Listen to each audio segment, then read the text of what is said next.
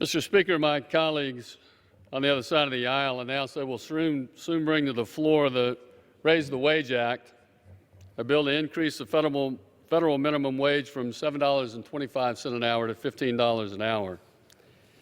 And while supporters of this legislation have good intentions, the repercussions would spell disaster for our economy, for small businesses, and the very same low-wage workers that they intend to help. Nonpartisan estimates of the Raise the Wage Act expect it could cause up to 3.7 million people across the country to lose their job. Mr. Speaker, that's almost as many people in the entire state of Oklahoma. The entire state of Oklahoma unemployed. Cities that have already imposed a $15 minimum wage have been the first to see the negative effects of this initiative.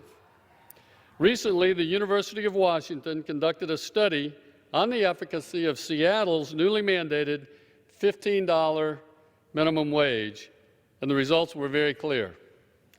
Cost to low-wage workers in Seattle outweighed the benefits by 3 to 1, and the average low-wage worker lost $125 a month.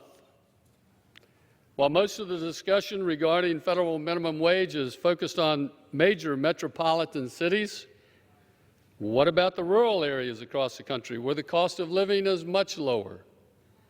This bill would effectively eliminate small rural businesses and skyrocket costs for goods and services. And finally, let's look at who is currently making minimum wage in the U.S. Half are under the age of 25, and almost a quarter of them are teenagers.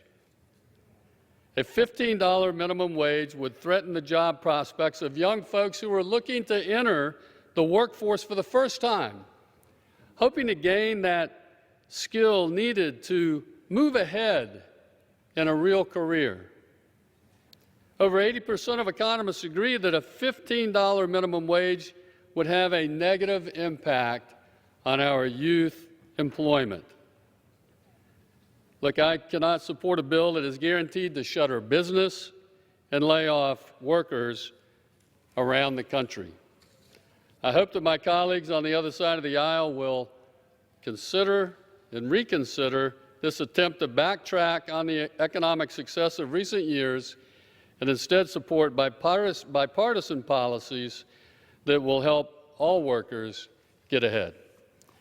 With that, Mr. Speaker, I yield back.